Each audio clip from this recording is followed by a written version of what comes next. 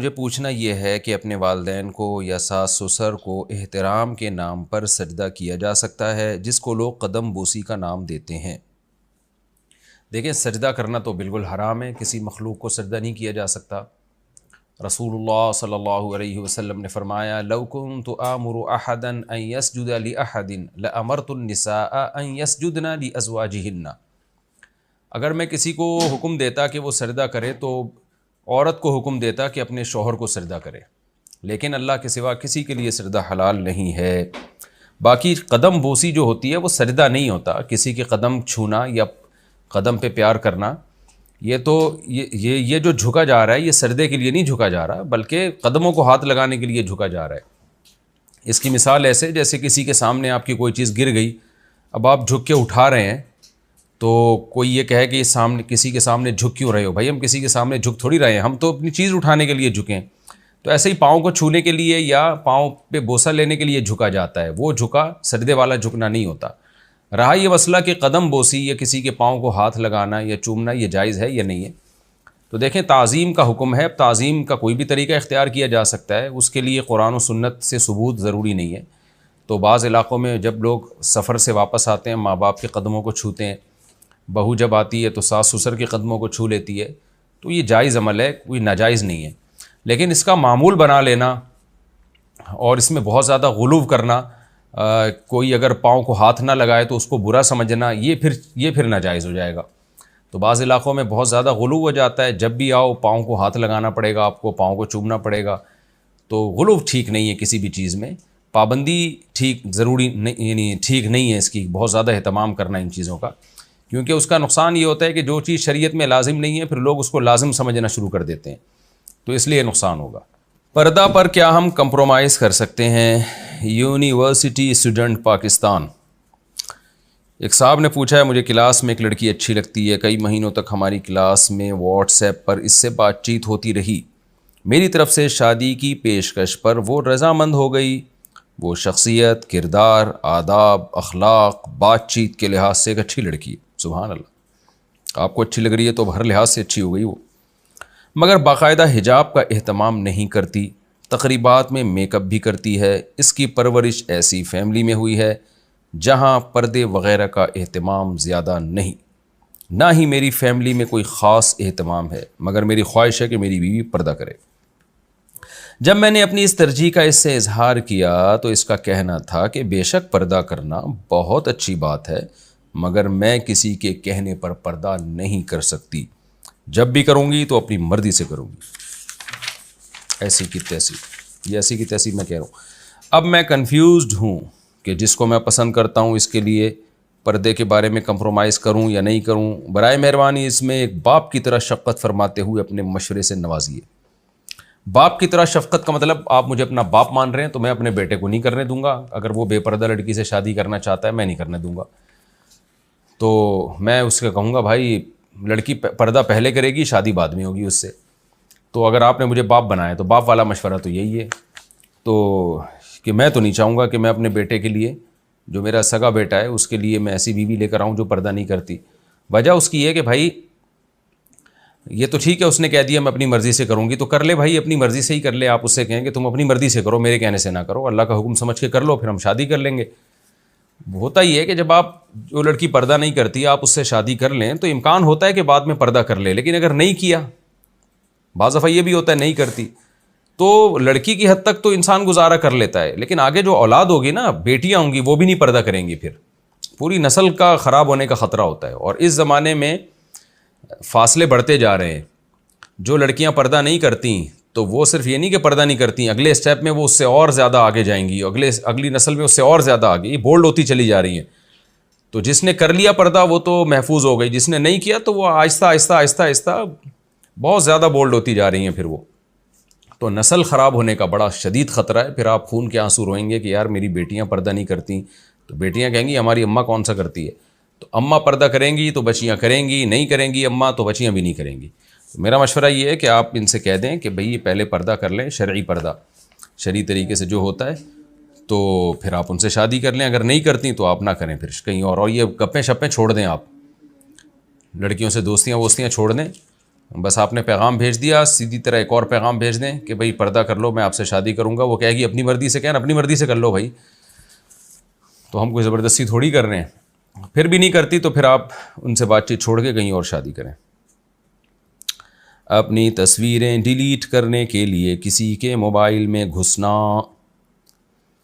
ایک خاتون نے پوچھا اگر کسی نے ویڈیوز تصویروں سے توبہ کر لی ہو اور اپنے پاس سے تمام تصویریں وغیرہ ڈیلیٹ کر دی ہوں تو کیا اپنی دوست کے موبائل یا لیپ ٹاپ میں چپکے سے گھس کر اپنی تصویریں اور ویڈیوز ڈیلیٹ کرنا جائز ہے یا نہیں؟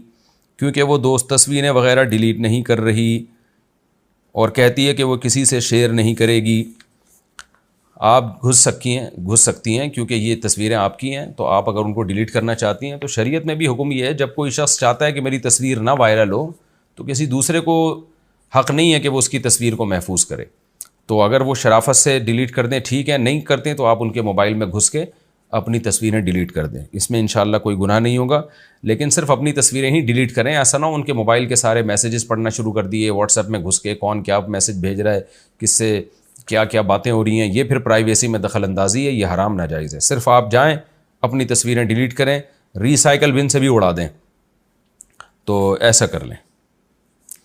رضاعت کا مسئلہ. میری چاچی کی بیٹی نے میرے چھوٹے بھائی کے ساتھ میری والدہ کا دودھ پیا ہے. چچا کی بیٹی نے چاچی کی بیٹی نے میرے چھوٹے بھائی کے ساتھ والدہ کا دودھ پیا ہے، تو کیا چاچی کی اس بیٹی کا میرے ساتھ یا میرے بڑے بھائی کے ساتھ نکاح ہو سکتا ہے؟ دیکھیں، چاچی کی بیٹی نے چونکہ آپ کی والدہ کا دودھ پیا ہے تو آپ کے جتنے بہن بھائی ہیں وہ سارے آپ کی چاچا کی بیٹی کے بھائی بن چکے ہیں یا بہن بن چکے ہیں. تو آپ کی چاچا کی بیٹی کا تو اب کسی سے بھی آپ کے بھائیوں میں سے نکاح جائز نہیں ہے، لیکن چاچا کی جو بیٹی کے دوسرے بہن بھائی ہیں وہ آپ سب کے لیے نامحرم ہیں، تو ان میں سے کسی سے بھی نکاح ہو سکتا ہے. تو اس لیے آپ نے پوچھا نا کیا چاچا کی بیٹی کا میرے ساتھ یا میرے بھائی کے ساتھ نکاح ہو سکتا ہے، یہ خاتون نہیں ہے، اچھا یہ مرد نے پوچھا ہے. تو چاچا کی بیٹی کا آپ کے ساتھ بھی نکاح نہیں ہو سکتا اور آپ کے بڑے بھائی کے ساتھ بھی نکاح نہیں ہو سکتا، کیونکہ انہوں نے آپ کی والدہ کا دودھ پی لیا تو آپ کی رضائی بہن بن گئی. نماز میں ہاتھ اٹھانے کی حد. نماز میں ہاتھ کہاں تک اٹھانا چاہیے؟ دیکھیں، نماز میں جو ہم رفع الیدین کرتے ہیں تو حدیث میں 3 طرح کی احادیث ہیں. بعض میں آتا ہے فروع اذنیہ، شحمۃ اذنیہ اور منکبیہ، کہ نبی صلی اللہ علیہ وسلم نے ہاتھ اٹھائے منکبین، کندھوں تک. بعض روایات میں آتا ہے شحمۃ اذنیہ، آپ نے کانوں کی لو تک اٹھائے. بعض میں فروع اذنیہ، کانوں کے کناروں تک اٹھائے. تو اس لیے اس بارے میں فقہا کے مختلف آراء ہیں. امام ابو حنیفہ رحمہ اللہ تعالیٰ کی کوشش یہ ہوتی ہے کہ تمام احادیث کو سامنے رکھ کر فیصلہ کریں. امام حنیفہ نے تینوں حدیثوں کو سامنے رکھا تو پھر یہ تعبیر کی ہے کہ کانوں کے جو آپ کے انگوٹھے ہیں نا یہ کانوں کی لو تک ہوں گے اور آپ کی انگلیاں کانوں کے اوپر کنارے تک ہوں گی اور آپ کی ہتھیلی کندھوں تک. تو اس طرح جب ہاتھ اٹھائے جائیں تو تینوں حدیثوں پر عمل ہو جاتا ہے. یعنی جن صحابی نے ہتھیلیوں کا اعتبار کیا انہوں نے کیا کہا، نبی صلی اللہ علیہ وسلم نے کندھوں تک ہاتھ اٹھائے. جن صحابی نے انگوٹھے کا اعتبار کیا انہوں نے کہا کہ شحمۃ اذنیہ، نبی صلی اللہ علیہ وسلم نے کانوں کی لو تک ہاتھ اٹھایا. جن صحابی نے انگلیوں کی کناروں کا اعتبار کیا انہوں نے کہا کہ نبی صلی اللہ علیہ وسلم نے فروع اذنیہ، آپ نے کانوں کے اوپر کناروں تک ہاتھ اٹھایا. تو صحابی نے تعبیر میں فرق کیا ہے لیکن غرض سب کی ایک ہی ہے. تو اس لیے راجح قول ہمارے نزدیک یہی ہے کہ آپ ایسے ہاتھ اٹھائیں کہ آپ کے یہ انگوٹھے یہ کانوں کی لو تک آ جائیں، ہتھیلیاں کندھوں تک آ جائیں گی اور یہ انگلیاں کانوں کے اوپر والے حصے تک چلی جائیں گی. تو تینوں حدیثوں پر اس طرح سے عمل ہو جاتا ہے. اسی وجہ سے یہ ہمارے نزدیک یہ طریقہ سب سے افضل ہے. کیا ہم وہاں جائیں کہ الفاظ سے نکاح کا حکم؟ عبداللہ کشمیر انڈیا سے پوچھتے ہیں، جی میرا سوال یہ ہے کہ کچھ مہینوں پہلے میرا نکاح ہوا اور میرے چچا نے بطور وکیل مجھ سے 3 مرتبہ کہا کہ کیا ہم وہاں جائیں، برعکس اس کے کہ کیا آپ کو نکاح قبول ہے. یعنی آپ کے چچا نے آپ کا نکاح پڑھایا اور نکاح پڑھانے سے پہلے آپ سے پوچھا کہ کیا ہم وہاں جائیں، تو کیا اس طریقے سے نکاح درست ہے جبکہ میری رضامندی تھی؟ بھائی آپ کے چچا اگر نکاح پڑھانے کے لیے جا رہے تھے آپ کا اور بات یہ چل رہی تھی کہ پڑھانا چاہیے کہ نہیں پڑھانا چاہیے، چچا نے پوچھا چلا جاؤں بھائی میں، یعنی مطلب نکاح پڑھانے کے لیے آپ نے کہا ہاں جائیں، تو اس کا مطلب آپ نے اجازت دے دی تھی ان کو. وہ جب گئے انہوں نے نکاح پڑھایا تو آپ کو نکاح ہو گیا. اور اگر اس کلام کا کوئی اور مطلب تھا تو پھر نکاح نہیں ہوگا. اب وہ کیا مطلب تھا وہ آپ بتائیں گے کیا مطلب تھا, کیا ہم وہاں جائیں, کیا کہنا چاہ رہے تھے وہاں جائیں. بظاہر تو یہی لگ رہا ہے نکاح پڑھانے جا رہے تھے تو آپ سے پوچھ رہے تھے چلا جاؤں یا نہیں میں کر دوں نکاح, تو اگر یہی مطلب تھا تو ہو گیا نکاح, یہ مطلب نہیں تھا تو پھر نہیں ہوا. پھر جب انہوں نے نکاح پڑھا دیا نا اور آپ کو پتہ چلا کہ آپ کا نکاح پڑھا دیا گیا ہے اور آپ نے زبان سے رضا کا اظہار کر دیا یا اپنے عمل سے رضا کا اظہار کر دیا اسی مجلس میں کہ ہاں میں راضی ہوں, تو بھی نکاح ہو گیا. تو بہتر یہی ہے کہ یہ آپ وہاں کسی مفتی صاحب سے پوچھ لیں کشمیر میں کہ وہ سیاق و سباق دیکھ کے اندازہ لگا لیں گے. بظاہر تو ایسا ہی ہے کہ وہ نکاح پڑھانے جا رہے تھے تو آپ سے پوچھ رہے تھے کہ چلا جاؤں, آپ نے کہا جاؤ بھائی, مطلب یہ کہ میری طرف سے اجازت ہے, تو یہی مطلب تھا تو نکاح ہو گیا. مقتدی کا سری نمازوں میں سورہ فاتحہ پڑھنا. محمد صالح کھوسو کنڈیار سندھ. میرا سوال یہ ہے کہ کیا ہم فرض نماز میں پیش امام کے پیچھے تیسری اور چوتھی رکعت میں فاتحہ پڑھ سکتے ہیں؟ کیونکہ قرآن پاک میں لکھا ہے جب بھی قرآن کی تلاوت کی جائے تو خاموشی سے سنو, جبکہ حدیث کہتی ہے کہ نماز میں سورہ فاتحہ ضرور پڑھنی ہے. میرا سوال یہ ہے کہ قرآن کی تلاوت پر خاموشی اختیار کرنے کے لیے قرآن کی آواز ہمارے کانوں تک پہنچنی چاہیے, جبکہ تیسری اور چوتھی رکعت میں امام قرآن کو بلند آواز سے نہیں پڑھتا, تو کیا ہم اس وقت حدیث کو فالو کر کے سورہ فاتحہ پڑھ سکتے ہیں جیسے ظہر اثر میں بھی قرآن بلند آواز سے نہیں پڑھا جاتا, تو کیا اس وقت بھی ہم سورہ فاتحہ پڑھ سکتے ہیں؟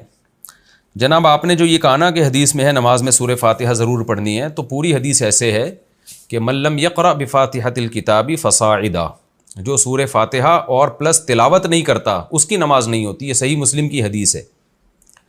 تو حالانکہ اس کا تو کوئی بھی قائل نہیں ہے کہ امام جب خاموشی سے نماز پڑھائے تو آپ فاتحہ بھی پڑھیں اور تلاوت بھی کریں اس کے بعد.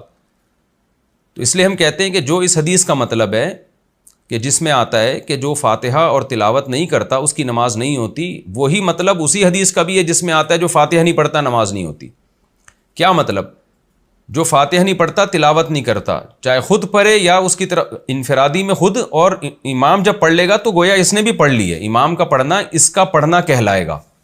جیسے کیونکہ حدیث میں آتا ہے من کان لہ امام فقراءۃ الامام لہ قراءۃ, یہ صحیح حدیث ہے. ناصر الدین البانی رحمہ اللہ نے اس کو صحیح قرار دی ہے کہ جس شخص کا کوئی امام ہو تو امام کی قراءت مقتدی کے لیے کافی ہے. اس حدیث میں یہ تفصیل نہیں ہے کہ امام زور سے پڑھے یا آہستہ پڑھے, یعنی امام قراءت کرے گا تو مقتدی کے لیے کافی ہے وہ. تو قراءت میں تو فاتحہ بھی داخل ہے. تو اس لیے یہ جو حدیث میں آتا ہے نا جو فاتحہ نہیں پڑھتا اس کی نماز نہیں ہوتی, تو پوری حدیث صحیح مسلم کی یوں ہے من لم یقرأ بفاتحۃ الکتاب فصاعدا, جو سورہ فاتحہ پلس تلاوت نہیں کرتا اس کی نماز نہیں ہوتی. تو ہم یہ کہتے ہیں امام نے جب فاتحہ پڑھ لی اور تلاوت کر لی, چاہے زور سے کی ہو آہستہ کی ہو, تو گویا مقتدی نے بھی پڑھ لی ہے, اس کو تلاوت نہ کرنے والا ہم کہہ نہیں سکتے. اس طرح سے تمام حدیثوں میں اور قرآن کی آیت میں بھی تطبیق ہو جاتی ہے. اور ویسے بھی ظہر اور عصر کی جو آخری 2 رکعتیں ہیں وہ تو اس میں تو سورہ فاتحہ بھی لازم نہیں ہے.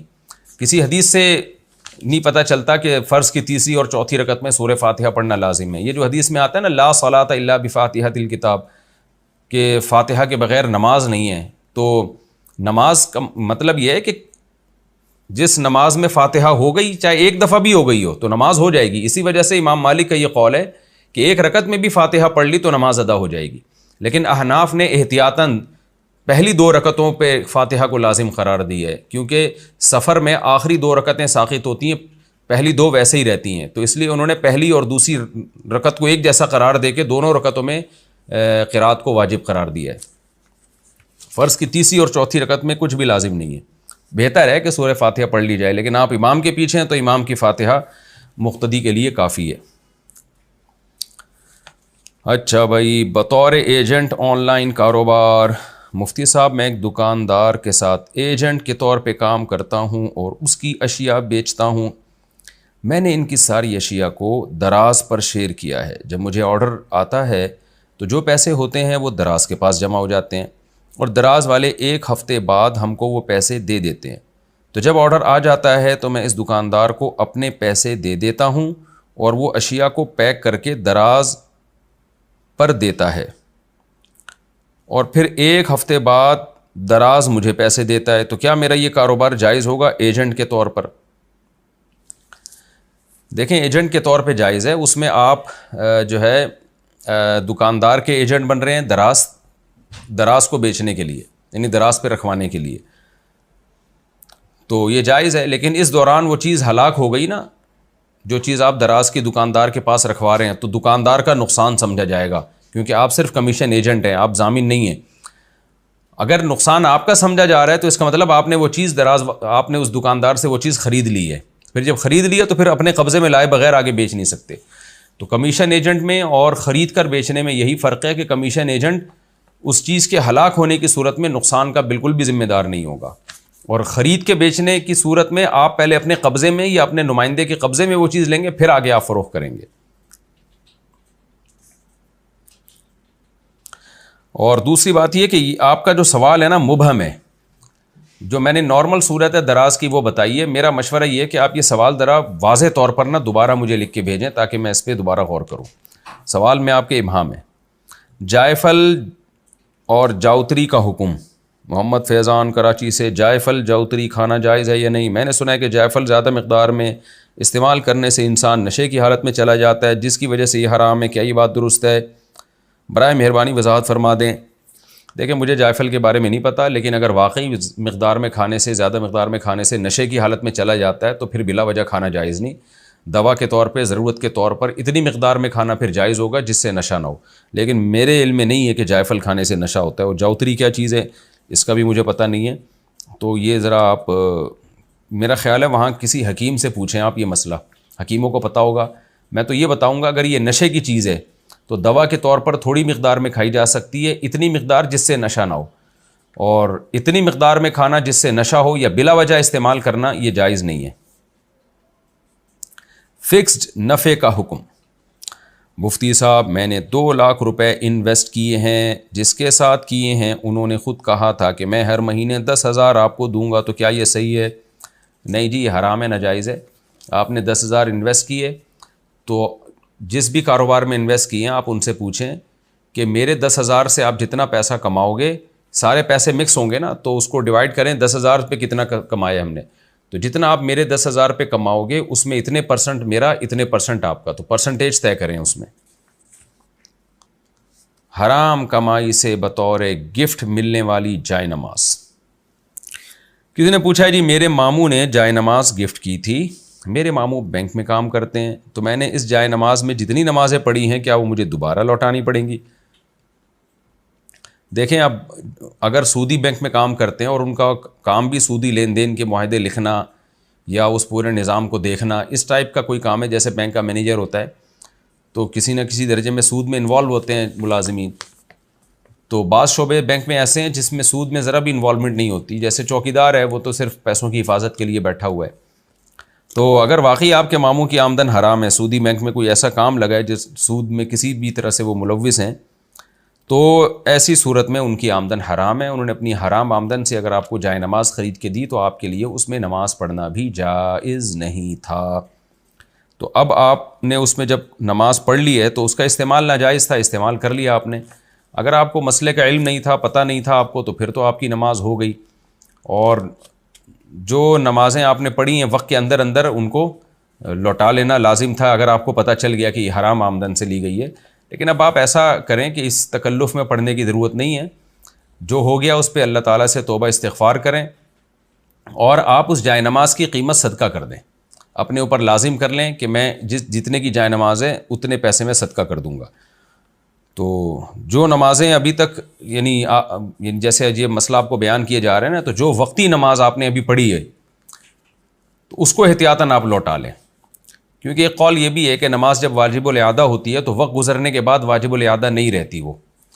تو چونکہ یہ نماز حرام جائے نماز پہ پڑھی ہے تو واجب الاعادہ ہے، تو جس نماز کا ٹائم ابھی باقی ہے اور آپ نے وہ پڑھ لیا تو اس کو تو لوٹا لیں. جو ماضی کی نمازیں ہیں وہ اللہ تعالیٰ انشاءاللہ قبول کرے گا، اور آئندہ اس میں احتیاط کریں. اور آپ چاہتے ہیں جائے نماز رکھنا تو اس کی قیمت صدقہ کر کے جائے نماز استعمال کر سکتے ہیں.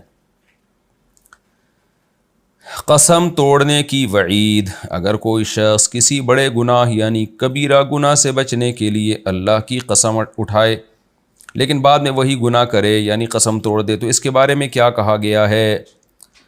بھائی قسم توڑے گا تو گناہ بھی ہوگا، پہلے تو ایک گناہ ویسے ہی جو اس نے گناہ کیا اس کا گناہ، پھر قسم توڑنے کا گناہ، تو قسم توڑنے کی وجہ سے اس کو کفارہ ادا کرنا پڑے گا. 10 غریبوں کو 2 ٹائم کا کھانا کھلائے، اور خود اگر غریب ہے تو 3 روزے لگاتار رکھے. طلاق کے بعد ساتھ رہنے والوں کا معاملہ.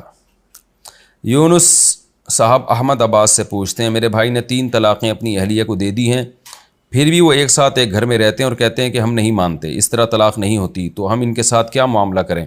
آپ ان سے تعلق ختم کر دیں. پہلے ان کو محبت سے سمجھائیں، مان جائیں ٹھیک، نہیں تو ان سے قطع تعلق کریں. یہ قطع تعلق انشاءاللہ گناہ کا ذریعہ نہیں بلکہ نیکی کا ذریعہ ہوگا، کیونکہ یہ حرام کاری ہے. 3 طلاقیں دینے کے بعد دوبارہ بیوی کو رکھنا ہے تو زنا ہے، اور پھر زنا پہ لیبل لگا دیتے ہیں حلال کا. تو اس لیے حدیث میں جہاں اللہ کے لیے محبت ہے وہیں اللہ کے لیے بغض کا بھی حکم ہے. تو میں نہیں کہہ رہا کہ آپ ان کے دشمنی کریں، آپ ان سے بائیکاٹ کر دیں، بس ان سے ملنا جلنا چھوڑ دیں اور ان سے بولیں بھائی یہ حرام کام آپ نے کیا ہے. تو کیونکہ اگر اسی طرح لوگ خاموش رہے تو سوسائٹی میں بغیرتی پھیلتی چلی جا رہی ہے. لوگوں نے طلاق کو ایک کھیل تماشا بنایا ہوا ہے. تو اللہ کے لیے محبت اور اللہ ہی کے لیے نفرت. تو قرآن نے صاف طور پر کہا فَإِن طَلَّقَهَا فَلَا تَحِلُّ لَهُ مِن بَعْدُ. مرد نے تیسری طلاق دے دی تو عورت حلال نہیں ہے، اور صحابہ کا تابعین کا اجماع ہے اس کے اوپر، چاروں اماموں کا اجماع ہے. تو اس لیے آپ ان سے بائیکاٹ کریں، ان کو چھوڑ دیں تاکہ لوگوں کو عبرت حاصل ہو. گفٹ وغیرہ پر بھی وراثت جاری ہوگی. یاسر صاحب مانچسٹر سے پوچھتے ہیں، انگلینڈ سے، میری اہلیہ سمیت کل 5 بہنیں ہیں. میری بیوی نے اپنے والد کو کچھ چیزیں مثلا موبائل، لیپ ٹاپ وغیرہ گفٹ کے طور پہ دی تھی. پوچھنا یہ ہے کہ کیا یہ چیزیں بھی ترکے میں تقسیم ہوں گی؟ یعنی کل 5 بہنیں، بیوی نے اپنے والد کو کچھ چیزیں موبائل، لیپ ٹاپ وغیرہ گفٹ کے طور پر دی تھی. ترکے میں کس کے ترکے میں بھائی؟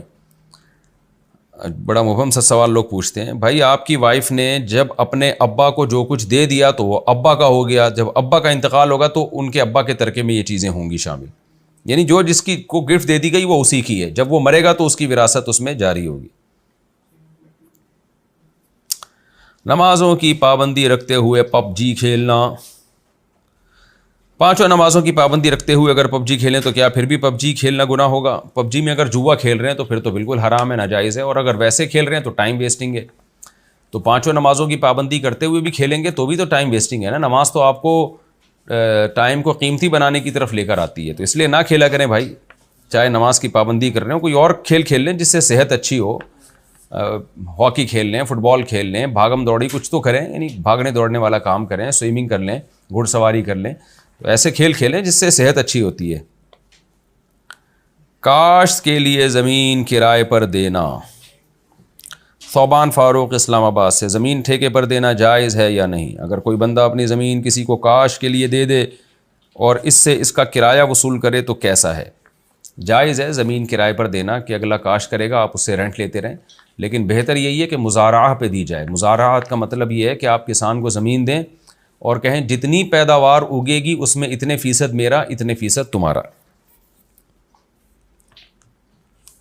بیٹوں کو جائیداد سے عاق کرنا. محمد کامران KPK سے پوچھتے ہیں، میرا یہ سوال ہے کہ اگر باپ اپنے بیٹوں کی وجہ سے اپنی بیٹیوں کو جائیداد سے نکال دے تو کیا اس پر اس چیز کا گناہ ہوگا؟ ہمارے علاقے میں ایک باپ نے اپنے ایک بیٹے کی وجہ سے 7 بیٹیوں کو اپنی قیمتی جائیداد سے نکال دیا، تو کیا اس پر اس چیز کا گناہ ہوگا یا نہیں؟ کیوں نہیں ہوگا گناہ؟ اپنی اولاد کو محروم کر رہے ہو بھائی. نبی صلی اللہ علیہ وسلم نے فرمایا اتقوا اللہ، اللہ سے ڈرو، اور وعدلوا بین اولادکم او کما قال صلی اللہ علیہ وسلم، اپنی اولاد میں برابری کرو. تو زندگی میں تو جب باپ دے گا تو بیٹے بیٹیوں کو برابر دے گا. ہاں کسی کی خدمت، ضرورت یا نیک ہونے کی وجہ سے زیادہ دے دے تو ایک الگ بات ہے.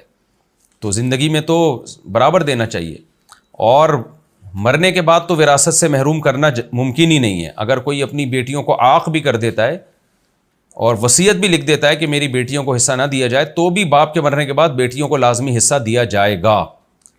ایسا نہیں ہو سکتا کہ وہ محروم ہو جائیں حصے سے. تو اس لیے ایسے ظلم سے بچنا چاہیے.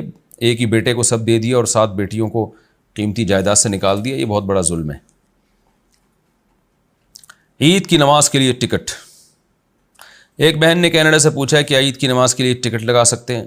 ایک مشہور قاری صاحب یہاں آئے تھے تو مسلمانوں کی ایک ویلفیئر تنظیم نے ہر نمازی سے ٹکٹ کے پیسے وصول کیے، جو کہ $75 سے $150 تک تھے. جو قاری صاحب کے جتنے قریب کھڑے ہوگا اس کے پیسے بھی اتنے زیادہ. سبحان اللہ. ہاں اس کا مطلب سیلفی پہ بھی پیسے ہم لگا سکتے ہیں. ویلفیئر آرگنائزیشن کا کہنا تھا کہ یہ پیسے فلاحی کاموں میں استعمال ہوں گے. سوال یہ ہے کہ کیا اس طرح نماز پڑھنے کے لیے پیسے لینا جائز ہے یا نہیں؟ ہم نے اس طرح کا کوئی واقعہ اس سے پہلے کبھی نہیں سنا. ہم نے بھی کبھی نہیں سنا بھائی. دیکھیں اگر کوئی ایسی جگہ ہے جو انتظامیہ نے کرائے پہ لی ہوئی ہے اور اس کا کرایہ انتظامیہ کو دینا ہے آگے گورنمنٹ کو, تو پھر تو ظاہر ہے نمازیوں سے کرایہ وصول کیا جائے گا. لیکن اگر ایسا کچھ نہیں ہے تو پھر یہ گویا نماز کے پیسے ہو گئے کہ آپ نماز پڑھیں گے تو اتنے پیسے دیں, تو یہ شرعاً جائز نہیں ہے. ٹرسٹ کا یہ طریقہ نمازیوں سے گن پوائنٹ پہ پیسے لیے جائیں کہ ورنہ آپ کو نماز کا موقع نہیں دیا جائے گا, یہ طریقہ ناجائز ہے بالکل. تو ویسے نمازیوں کو آنے دیں, پھر ان کو اعلان کر دیں بھائی یہ ٹرسٹ ہے, جس نے جتنے پیسے دینے وہ اپنی خوشی سے دے دیں. تو یہ ٹکٹ لگانا جائز نہیں ہے. دروازے پر بیٹھنا. جمال اختر گجرات انڈیا سے. دروازے پر بیٹھنا کیسا ہے؟ کچھ لوگ کہتے ہیں کہ دروازے پر بیٹھنے سے قرض بڑھتا ہے. قرض بڑھتا تو نہیں ہے, الٹا لوگ قرض لے کے جا رہے ہوتے ہیں کہ بھائی آپ فالتو بیٹھے ہوئے ہو, لگ رہا ہے آپ کو کوئی کام دھام نہیں ہے, پیسے بہت ہیں آپ کے پاس تو 50 روپے دے دیں ہمیں بھی. اس طرح سے قرض بڑھ جائے گا تو ایک الگ بات ہے, لیکن دروازے پہ بیٹھنے سے کچھ نہیں ہوتا. نبی صلی اللہ علیہ وسلم نے راستوں میں بیٹھنے سے صحابہ کو منع کیا, گلیوں میں بیٹھنے سے. دروازے پہ بھی آپ بیٹھتے ہیں تو راستے میں ہی بیٹھے ہیں نا, تو صحابہ نے پھر نبی نے فرمایا اگر تم بیٹھنا چاہتے ہی ہو تو پھر راستے کا حق ادا کرو. وہ حق یہ ہے کہ نظر کی حفاظت کرو. کوئی عورت گزر رہی ہے تو اس کو مت دیکھو, اور جو گزر رہا ہے اس کو سلام کرو. تو یہ حق اگر آپ ادا کرتے ہیں تو دروازے پہ بیٹھنا آپ کے لیے بالکل جائز ہے. جوائنٹ فیملی میں کوئی ناراض ہو تو کیا نماز روزہ قبول نہیں ہوتا؟ اگر شوہر یا کوئی اور 3 دن سے زیادہ ناراض ہو تو کیا نماز روزہ قبول نہیں ہوتا؟ اگر شوہر بلا وجہ ناراض ہو تو کیا حکم ہوگا؟ نیز جوائنٹ فیملی میں کوئی نہ کوئی ناراض رہتا ہی ہے, اس صورت میں کیا حکم ہوگا؟ کلثوم صاحبہ یو پی انڈیا سے. دیکھیں شوہر کی ناراضی تو بہت عورت کے لیے بہت نقصان دہ ہے. نبی صلی اللہ علیہ وسلم نے فرمایا جس عورت کا شوہر اس سے ناراض ہو تو اس عورت کی اس رات کی عبادت قبول نہیں ہوتی. تو بڑی سخت وعید ہے. ہاں یہ ضرور ہے کہ اس میں عورت قصوروار ہو. بلا وجہ شوہر ناک پہ مکھی بٹھا کے رکھا ہوا ہے اس نے, اور بلا وجہ چھوٹی چھوٹی باتوں پہ ناراض ہو رہا ہے, تو وہ تو پھر شوہر کا قصور ہے. تو لیکن عورت کی یہ بہت بڑی ذمہ داری ہے کہ وہ اللہ کو راضی رکھنے کے ساتھ شوہر کو بھی راضی رکھے, کیونکہ اس کے احسانات بہرحال بہت ہیں اور وہ مقدس رشتہ اللہ نے اس کا بنایا ہے. لیکن اگر ظالم ہے اور نئی سکون زندگی میں گزارنے دے رہا, اپنی ذمہ داریاں پوری نہیں کر رہا, تو پھر ایک الگ بات ہے. تو ایسی صورت میں وہ ناراض ہو تو منانے کی کوشش کریں, پھر بھی مان جائے تو ٹھیک ہے, نہیں مانتا تو پھر آپ نے اپنی ذمہ داری پوری کر لی. اچھا جوائنٹ فیملی میں کوئی نہ کوئی ناراض رہتا ہی ہے. اب کوئی نہ کوئی میں بھی رشتہ دار دیکھے جائیں گے. ساس سسر کا رشتہ زیادہ مقدس ہے, نند و جٹھانیوں کا تھوڑا دور کا ہو جاتا ہے. تو ساس سسر اگر ناراض ہیں تو پھر عورت کو چاہیے کہ وہ منائیں ان کو, کیونکہ ماں باپ ہی کی طرح ہوتے ہیں, فادر ان لا ہیں, مدر ان لا ہے. تو اللہ تعالیٰ نے بھی ان کو ماں باپ جیسا بنایا, تبھی تو سسر کے لیے بہو سے نکاح ہمیشہ حرام رہتا ہے اور ساس کے لیے داماد سے نکاح ہمیشہ حرام رہتا ہے. اس کی وجہ یہی ہے کہ اللہ نے اس کو ماں بنا دیا. تو اس لیے ان کی ناراضی بھی قطع رحمی میں آتی ہے. حتی الامکان بنانے کی کوشش کریں, اور چھوٹوں کو چاہیے کہ اگر غلطی سامنے والے کی بھی ہو تو اپنے اوپر ڈال لیں. اگر آپ کی بھی یعنی ان کی بھی غلطی ہے تو آپ مان لو اچھا جی میری غلطی تھی, سوری کر لو. نبی صلی اللہ علیہ وسلم نے فرمایا جو حق پر ہوتے ہوئے بھی جھگڑا چھوڑ دے گا, جھگڑے سے بچنے کی تدبیر اختیار کرے گا, یعنی مفہوم یہی ہوا نا کہ غلطی نہیں ہے پھر بھی معافی مانگ کے رفع دفع کر لیا, تو میں اس کے لیے جنت میں گھر کی ضمانت لیتا ہوں. کتنی بڑی فضیلت ہے. تو پھر بھی لیکن اگر وہ بہت زیادہ زیادتی کر رہے ہیں, بعض دفعہ ہوتا ہے وہ اتنی زیادتی کے سکون نہیں لینے دے رہے ہوتے, تو اس بنیاد پر اگر تھوڑا سا ان سے ریزرو ہو جائیں تو انشاءاللہ پھر گناہ نہیں ہوگا. قرض لے کر گھر خریدا تو اسے زکوٰۃ دے سکتے ہیں؟ میرے قریبی رشتہ دار نے اپنا گھر خریدنے کے لیے قرضہ لیا ہے اور ساتھ ہی اپنے زیور کو بھی گروی رکھوا دیا ہے. کیا اس صورت میں ہم ان کا قرض زکوٰۃ کے پیسوں سے اتار سکتے ہیں؟ دیکھیں اگر وہ واقعی زکوٰۃ کے مستحق ہیں تو زکوٰۃ کے پیسوں سے قرض اتار سکتے ہیں, لیکن ان کو پہلے بتانا پڑے گا کہ ہم آپ کو رقم دینا چاہتے ہیں, تو آپ کو جو ہم رقم دینا چاہتے ہیں تو وہ آپ فلاں کو ہم دے رہے ہیں, آپ کی طرف سے اجازت ہے یا نہیں ہے. وہ اگر کہیں ہاں اجازت ہے تو پھر دے دیں. ایسا نہیں کہ پہلے قرضہ اتار دیا بعد میں آپ ان سے کہہ رہے ہیں کہ بھئی ہم نے آپ کو رقم دی ہے, تو پھر زکوٰۃ ادا نہیں ہوگی. اگر دوسری رکعت میں بیٹھنے کے بجائے کھڑے ہو گئے, اگر کوئی شخص 2 رکعت سنت پڑھ رہا ہو اور دوسری رکعت میں بیٹھنا بھول جائے بلکہ کھڑا ہو جائے تو اس صورت میں اسے کیا کرنا چاہیے؟ ابرار صاحب انڈیا سے. اگر سنت مؤکدہ پڑھ رہا ہے یا وطر پڑھ رہا ہے یا مغرب کے 3 فرض یا ظہر کے 4 فرض، عصر عشاء کے 4 فرض، یعنی فرض پڑھ رہا ہے یا وطر واجب پڑھ رہا ہے یا ظہر کی 4 سنتیں، تو ایسی صورت میں اگر کوئی 2 رکعت کے بعد بیٹھنا بھول جائے اور کھڑا ہو جائے تو پھر کھڑا ہی رہے، وہ بیٹھے نہیں، بلکہ آخر میں بس سجدہ سہو کر لے، نماز ادا ہو جائے گی. لیکن اگر کوئی 4 سنتیں غیر مؤکدہ پڑھ رہا ہے یا فجر کے 2 فرض پڑھ رہا ہے تو ایسی صورت میں اگر وہ کھڑے ہو جائے تو اس پر لازم ہے کہ وہ بیٹھے گا بھی اور آخر میں سجدہ سہو بھی کرے گا. موت کے وقت شدت تکلیف سے کفریہ کلمہ نکل جانا. اگر کوئی شخص موت کے وقت کلمہ نہ پڑھے یا موت کی تکلیف کی وجہ سے منہ سے کوئی کلمہ کفریہ نکل جائے تو اس کے بارے میں کیا حکم ہوگا؟ عارف صاحب سواس سے. دیکھیں، تکلیف میں کلمہ کفر نکلے گا تو کافر ہو جائے گا. حدیث میں آتا ہے ایک شخص جنت کے قریب پہنچ کے ایک بالش کے قریب رہ جاتا ہے لیکن موت سے پہلے وہ کوئی ایسا کام کر جاتا ہے کہ جہنم میں چلا جاتا ہے، اور بعض دفعہ جہنم کے بالکل قریب ہو چکا ہوتا ہے لیکن موت سے پہلے ایسا کام کر لیتا ہے کہ جنت میں چلا جاتا ہے. اس لیے ہمیں چاہیے ہم نیک کام کریں تو موت تک کرتے رہیں اور برائی سے بچیں تو موت تک بچتے رہیں. تو اگر کوئی کسی بھی وجہ سے کلمہ کفر نکالتا ہے تو وہ کافر ہو جاتا ہے. ہاں یہ ضرور ہے کہ موت کے وقت تکلیف اتنی ہوئی کہ دماغ نے کام کرنا چھوڑ دیا، پھر اگر کلمہ کفر نکالے گا تو وہ معاف ہے، کیونکہ ہم احکام کے اسی وقت تک مکلف ہیں جب تک ہمارا دماغ کام کر رہا ہو. بعض دفعہ تکلیف اتنی شدید ہوتی ہے کہ دماغ معاف ہو جاتا ہے. جب دماغ معاف ہو گیا تو پھر اگر اس کے منہ سے کلمہ کفر بھی نکل رہا ہے تو پھر اللہ تعالیٰ انشاءاللہ اسے نہیں پکڑے گا، کیونکہ وہ اس کے اختیار میں نہیں ہے. عورت کا بار بار طلاق کا مطالبہ کرنا. اگر کوئی بیوی لڑائی بحث میں اپنے شوہر سے بار بار طلاق مانگے کہ مجھے طلاق دو مجھے طلاق دو، شوہر کہے کہ تمہیں جہاں دل کرے چلی جاؤ، تو کیا ایسی صورت میں طلاق ہو جائے گی یا نہیں؟ نہیں جی، یہ مبہم الفاظ ہیں. اس کا یہ مطلب بھی ہو سکتا ہے کہ ٹھیک ہے تمہیں طلاق ہے، جہاں چاہو چلی جاؤ، اور یہ مطلب بھی ہو سکتا ہے کہ تم جہاں چاہو چلی جاؤ میں تمہیں دے دوں گا. دونوں مطلب ہو سکتے ہیں. تو یعنی یہاں سے دفع ہو جاؤ، یہ بھی نیت ہو سکتی ہے. تو یہ مبہم الفاظ ہیں. تو ان میں اگر شوہر کی نیت طلاق کی ہوگی تو پھر طلاق واقع ہوگی، نیت طلاق کی نہیں ہے تو طلاق واقع نہیں ہوگی، کیونکہ ان میں رد اور سب دونوں کا احتمال ہے. اس میں عورت کچھ کپڑے سسرال لے جائے تو کیا وہ بھی جہیز ہوگا؟ اگر کسی عورت کی شادی ہو اور اپنے ساتھ کچھ کپڑے سسرال لے جائے پہننے کے لیے تو کیا وہ بھی جہیز میں شمار ہوں گے؟ نہیں بھائی، اتنا تو ہوتا ہی ہے. عام طور پہ جب لڑکیاں ماں باپ کے گھر سے رخصت ہوتی ہیں تو 2-4 جوڑے تو ان کو ملتے ہی ہیں، تو وہ جہیز میں شمار نہیں ہوگا اتنی سی چیز. ویسے ہونا تو یہ چاہیے کہ سارا کچھ لڑکا ہی انتظام کرے، جتنے بھی کپڑے ہیں نا وہ اس کی اب امانت ہے. وہ بولے بھائی اب میں خود سارے لباس کپڑے وغیرہ ارینج کروں گا. شراب کی بوتل کو شو پیس بنانا. کیا ہم شراب کی کاج کی بوتل گھر میں شو پیس بنا کر رکھ سکتے ہیں؟ رمشا خان انڈیا سے. ایسی بوتل جس میں سب کو پتہ ہو دیکھتے ہی کہ یہ شراب ہی آتی ہے، ایسی بوتل میں اس کو کسی بھی طرح سے گھر میں رکھنا جائز نہیں ہے، کیونکہ وہ گناہ کی ایک یادگار ہے. نبی صلی اللہ علیہ وسلم نے جب شراب کو حرام قرار دیا اللہ کے حکم سے تو آپ نے شراب کے برتنوں کو بھی توڑنے کا حکم دیا. پھر بعد میں برتن رکھنے کی اجازت دے دی، کیونکہ ان برتنوں میں صرف شراب نہیں آتی تھی اور بھی چیزیں آتی تھیں تو اور غربت بھی تھی. لیکن اب جو بوتلیں شراب کی آتی ہیں وہ ایسی خاص قسم کی ہوتی ہیں کہ سب کو پتہ ہوتا ہے، کمپنیوں کے نام لکھے ہوئے ہوتے ہیں، تو وہ پھر گھر میں آپ رکھیں گے تو ایک گناہ کی یادگار ہے وہ. تو وہ آپ اس سب دیکھ کے شک بھی ہوگا کہ پتہ نہیں یہ کیا کرتے ہیں، تو ایسی چیز کو نہیں رکھنا چاہیے گھر میں.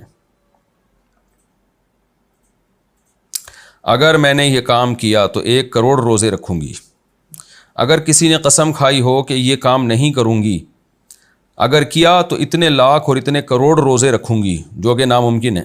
اس صورت میں اگر وہ کام کر لیا تو کیا ہوگا؟ دیکھیں، منت بھی ہے یہ اور قسم کے الفاظ بھی ہیں یہ. جب آپ کسی چیز کو نہ کرنے کی کسی کام کے ساتھ منت کو مشروط کر دیتے ہیں تو وہ قسم بھی بن جاتی ہے اور منت بھی رہتی ہے. تو اگر ایسے منت مانی کہ اللہ نے میرا یہ کام کر دیا تو میں 1 کروڑ روزے رکھوں گی، تو خوب سمجھ لیں پھر روزے ساری زندگی کے لیے لازم ہو جائیں گے. تو اس لیے ایسی منتیں نہیں ماننی چاہیے.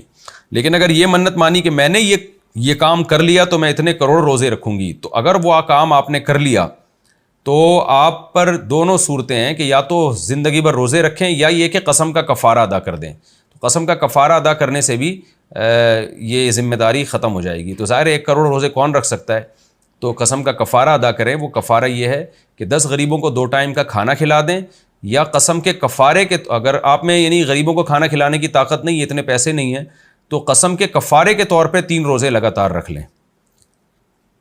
تو اس طرح سے یہ قسم پوری ہو جائے گی. لیکن آئندہ یہ الفاظ نہ کہیں یہ وظیفہ پڑھ لو 12 دن میں حاجت پوری ہو جائے گی. یوٹیوب پر اکثر ایسی ویڈیوز دیکھی ہیں کہ اگر یہ وظیفہ پڑھو تو 12 دنوں میں آپ کی جو بھی حاجت ہوگی وہ پوری ہو جائے گی. کیا میں یہ وظیفہ کر سکتی ہوں؟ ٹائم ویسٹنگ ہے، کچھ بھی نہیں ہے. یوٹیوبرز کو کہاں سے پتہ چل گیا، وہ اپنے چینل کے لیے گروئنگ کے لیے اوٹ پٹانگ چیزیں لکھ رہے ہوتے ہیں. آپ سیدھا اللہ سے رات کو تہجد میں اٹھ کے دعا مانگا کریں، حسبی اللہ و نعم الوکیل پڑھا کریں زیادہ سے زیادہ، تو اللہ تعالیٰ سے امید رکھیں اللہ آپ کی حاجت پوری کر دے گا.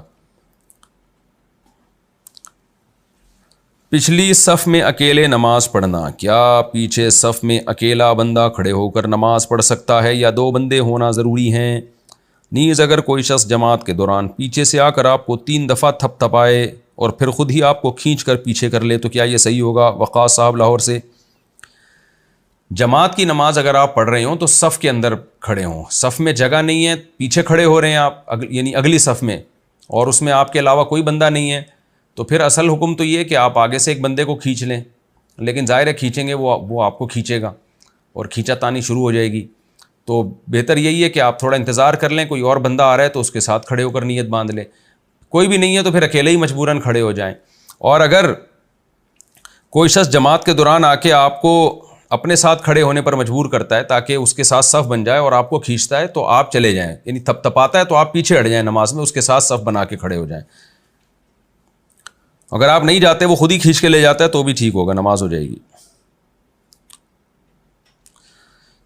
کہہ رہے ہیں جی شوہر بیوی سفر سے جب واپسی ہو شوہر کی تو کیا میاں بیوی سب کے سامنے ایک دوسرے سے گلے مل سکتے ہیں؟ کیا شوہر اور بیوی سب کے سامنے ایک دوسرے سے گلے مل سکتے ہیں جب جیسے شوہر سفر سے آیا ہو یا سفر میں جا رہا ہو؟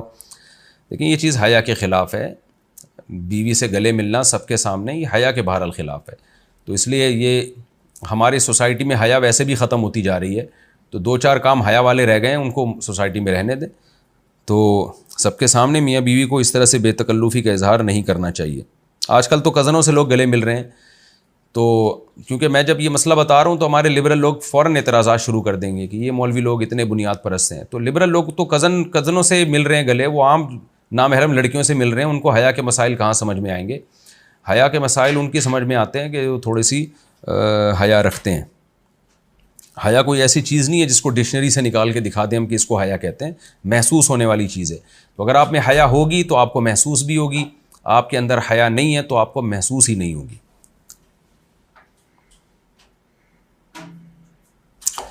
گناہ سے بچنے کے لیے فون پر نکاح کرنا، اگر لڑکا لڑکی کا رشتہ ہو جائے اور 1.5 سال بعد شادی ہو تو اگر وہ گناہ سے بچنے کے لیے فون پر نکاح کر لیں اور پھر بعد میں شادی کے وقت رجسٹرڈ بھی کرا دیں تو کیا یہ صحیح ہوگا؟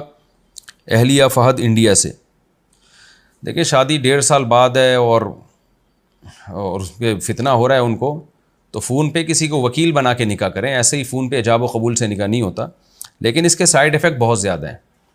نکاح کریں تو پھر بتا دیں سب کو بھائی ہم نے نکاح کر لیا ہے، اور پبلک کو دکھانے کے لیے ایک اور نکاح بعد میں ہم کر لیں گے، لیکن یہ مشہور کر دیں، کیونکہ چھپن چھپائی والے کام بڑے خطرناک ہوتے ہیں. ایسے کئی کیسز ہمارے سامنے آئے ہیں کہ لڑکا لڑکی منگیتر تھے، ماں باپ شادی میں دیر کر رہے تھے، انہوں نے چھپ کے نکاح کر لیا، آپس میں ملتے رہے، پریگنینسی ہو گئی لڑکی کو، بعد میں پتہ چلا کہ جی اب وہ شادی میں تو 1 سال باقی ہے، اتنے تو بچہ پیدا ہو جائے گا. پھر وہ حمل گراتے ہیں، حالانکہ حمل گرانا جائز نہیں ہے، یہ کوئی شرعی عذر تھوڑی ہے کہ جس کی بیس پہ حمل گرانا جائز ہو ان کے لیے.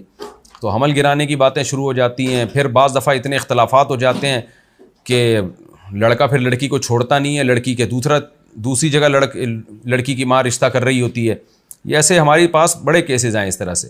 ماں باپ کہتے ہیں بھئی ہم نے اپنی بچی کی کہیں اور شادی کرنی ہے، آپ ہمیں پسند نہیں ہو، تو ادھر لڑکی نکاح کر کے پھنس چکی ہوتی ہے، لڑکا طلاق نہیں دے رہا ہوتا. تو 20 قسم کی پیچیدگیاں ہیں. تو اس لیے ماں باپ کو فورس کریں جلدی نکاح کریں، بس بہتر راستہ یہی ہے. والدہ کی بد دعا کیا اولاد کو لگتی ہے؟ ہم والدہ کو خرچہ دیتے ہیں، اس کے باوجود والدہ بد دعائیں دیتی ہیں، خوش نہیں ہوتی ہیں، اور یہ بھی کہتی ہیں کہ جس بیٹے نے مجھے خرچہ نہیں دیا اس کو بد دعا دوں گی. اس کا کیا حل ہے؟ کیا والدہ کی بد دعا لگے گی؟ قاری شاہد لودھنا سے. بعض مائیں بڑی زیادتی کرتی ہیں، بات بات پہ بد دعائیں دیتی ہیں. تو ہم بھی اسی سوسائٹی میں پیدا ہوئے ہیں، ہم نے بھی ایسے حالات دیکھیں. تو ماں کا بہت بڑا حق ہے، آپ کوشش کریں ماں کو راضی کرنے کی. اگر وہ اپنے حق سے زیادہ مانگتی ہیں تو بھی دیں، کیونکہ ان کے احسانات بہرحال زیادہ ہیں. تو پوری کوشش کریں ماں کی بد دعا سے بچنے کی. پھر بھی دیتی ہیں تو اللہ سے امید ہے کہ انشاءاللہ اس بد دعا کا آپ پہ اثر نہیں ہوگا. باقی جو مائیں اولاد کو بلا وجہ بد دعائیں دیتی ہیں تو ان کے لیے بھی حدیث میں وعید ہے. آپ نے فرمایا عورتیں جہنم میں جائیں گی، اس کی ایک بہت بڑی وجہ کیا ہے؟ تکثرن اللعن، یعنی کثرت سے جائیں گی جہنم میں. اس کی وجہ ہے کہ وہ لعن تان زیادہ کرتی ہیں، بد دعائیں بات بات پہ دیتی ہیں. تو یہ چیز ماں کے لیے بھی خطرناک ہے کہ وہ چھوٹی چھوٹی باتوں پہ اولاد کو بد دعائیں دینا شروع کر دے. اس کا اللہ ماں سے بھی حساب لے گا قیامت کے دن. بہرحال آپ پھر بھی کوشش کریں اپنی والدہ کو جس حد تک خوش رکھ سکتے ہیں خوش رکھیں ان کو.